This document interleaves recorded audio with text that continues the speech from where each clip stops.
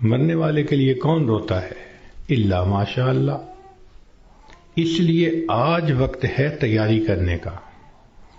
جیسے سکول میں امتحان ہوتا ہے، ایک اے پیپر ہوتا ہے، ایک بی پیپر ہوتا ہے، دونوں میں پاس ہو جائیں تو بس اگلی کلاس میں چلے جاتے ہیں۔ یہی ہمارا حال کہ دنیا کی زندگی میں ہمیں تیاری کا حکم دیا گیا۔ قبر میں جائیں گے تو اے پیپر ہوگا اور اس میں 3 کویسچن پوچھے جائیں گے۔ تیرا رب کون ہے؟ تیرے نبی علیہ السلام کون ہیں؟ تیرا دین کون سا ہے؟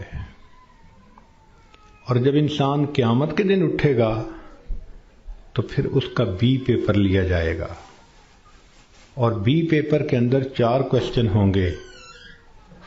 تم نے زندگی کیسے گزاری، جوانی کیسے گزاری، کدھر سے کمایا، کہاں پہ خرچ کیا، اور تم نے اپنے علم پہ کتنا عمل کیا۔ جو اے پیپر بی پیپر دونوں میں کامیاب، اس کو اللہ رب العزت پھر جنت کا گھر عطا فرما دیں گے۔ مگر اس کا یہ مقصد نہیں کہ جی ہمیں تو ان سوالوں کے جوابات کا پتہ ہے تو ہم موت کے وقت جواب دے لیں گے۔ ایسا نہیں ہوگا۔ جیسے زندگی گزری ہوگی ویسا انسان قبر میں جواب دے سکے گا۔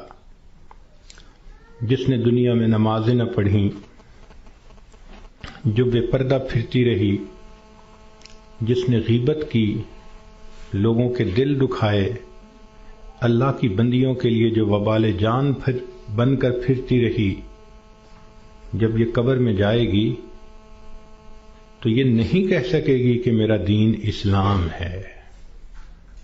اس کا تو طرز زندگی ہی اور تھا، تو اسلام کا نام کیسے لے سکے گی؟ جو بے پردہ پھرتی ہے وہ کیسے کہہ سکے گی کہ میں نبی علیہ الصلوۃ والسلام کو اپنا نبی مانتی ہوں؟ ان کی تعلیمات کو اپنایا نہیں، ان کی سنتوں کی طرف دھیان نہیں دیا، تو کیسے جواب دے سکیں گے؟ تو اس لیے کتنے لوگ ہوتے ہیں جو موت کے وقت کلمہ پڑھنا چاہتے ہیں، پڑھ نہیں پاتے۔ چنانچہ ایک ڈاکٹر ہیں، ڈاکٹر نور محمد صاحب، ملتان کے ہیں۔ انہوں نے زندگی کے 35 سال ایمرجنسی وارڈ کے اندر ڈیوٹی کی۔ انہوں نے موت کے اوپر ایک کتاب لکھی ہے۔ اس میں وہ لکھتے ہیں کہ ایمرجنسی وارڈ میں تو لوگ آتے ہیں جو آخری لمحوں پر ہوتے ہیں، اور بہت سارے فوت بھی ہو جاتے ہیں۔ تو جب بھی کوئی ایسا بندہ میرے سامنے آتا، میں اسے کلمہ پڑھنے کی تلقین کرتا۔ وہ کہتے ہیں کہ میرا تجربہ یہ ہے کہ 100 میں سے 95 بندوں کو کلمہ پڑھنا نصیب نہیں ہوتا۔ تو ان سے پوچھا گیا کہ کیسے؟ وہ کہنے لگے کہ پہلے تو مجھے سمجھ نہیں لگتی تھی کہ یہ کیوں نہیں اونچا کلمہ پڑھتے جبکہ میں ان کو پڑھا بھی رہا ہوں۔ پھر ایک بندے کو میں نے کہا کہ تمہیں ہارٹ پرابلم ہے، ہارٹ اٹیک ہے، تو میں تم سے پوچھوں گا کہ تم کلمہ پڑھو، اور اگر تم نہ پڑھ سکو گے تو میں پوچھوں گا کہ تم پڑھنا چاہتے ہو، پڑھ نہیں پا رہے؟ اس نے کہا بہت اچھا، میں جواب دوں گا۔ جب اس کی آخری کیفیت آئی تو میں نے اس سے پوچھا تو اس نے اشارے سے بتایا کہ میری زبان پہ فالج پڑ گیا ہے، اب میں بولنا بھی چاہتا ہوں، میری زبان بولتی نہیں۔ آج اللہ نے زبان کا کنٹرول ہمیں دیا، ہم چاہیں تو ایک دن میں ہزاروں دفعہ کلمہ پڑھ سکتے ہیں، لیکن جس عورت نے جیتے جاگتے کلمہ پڑھا ہی نہ، دن گزر گئے، ہفتے گزر گئے، مہینے گزر گئے، زبان پہ کلمے کا ورد جاری ہی نہیں ہوتا، دنیا کی باتیں، دنیا کی باتیں، دنیا کے فیشن، تو موت کے وقت اچانک کلمہ کیسے جاری ہو جائے گا؟ اس لیے اس سے پہلے کہ لوگ ہمیں کلمہ پڑھائیں، ہم اپنے اختیار سے کلمہ پڑھنے کی مشق کر لیں۔ تو دنیا کی زندگی میں ہم آئے ہیں آخرت کی تیاری کرنے کے لیے۔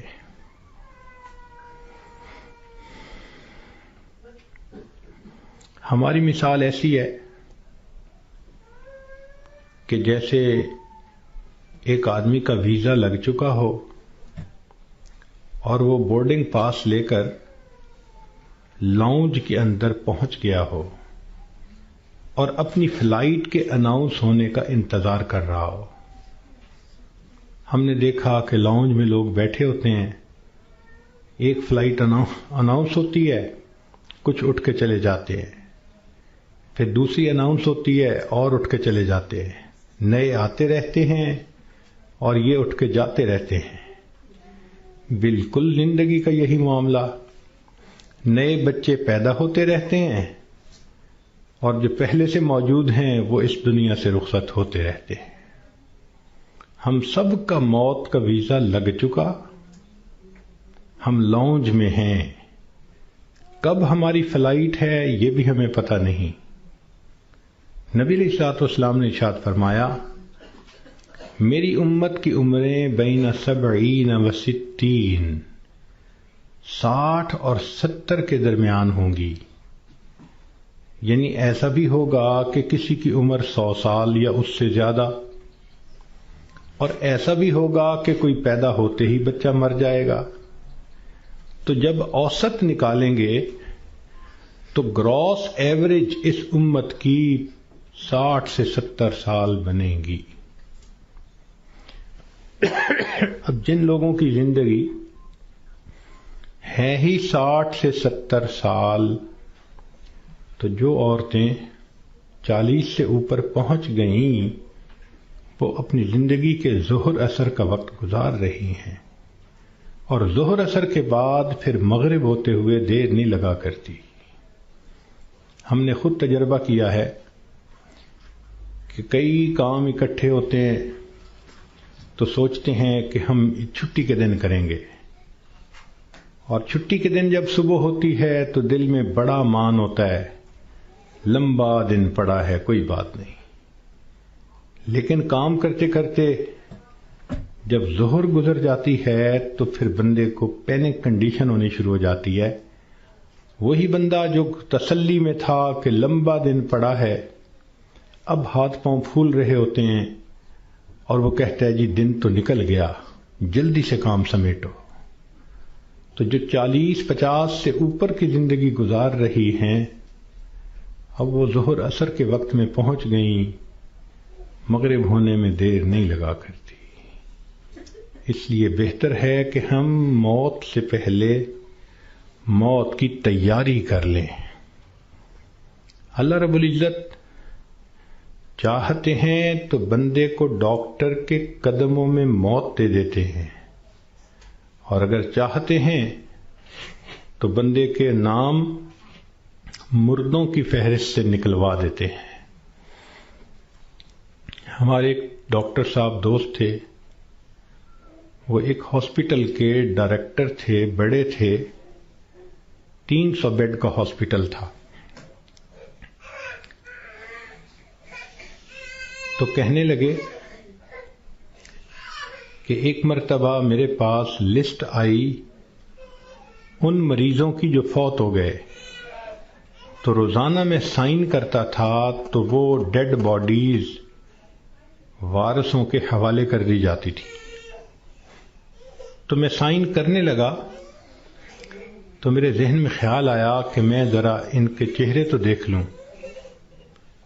کہنے لگا میں نے چہرے جو دیکھے تو ایک بوڑھا آدمی تھا، ایسے ہی میرے ذہن میں گیا کہ کہیں اس کو فٹ کا دورہ تو نہیں پڑا۔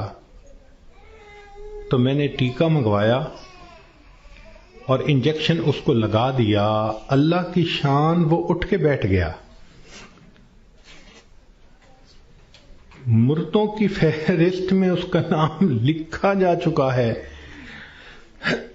اللہ تعالیٰ چاہتے ہیں تو فہرست سے نام نکلوا دیتے ہیں.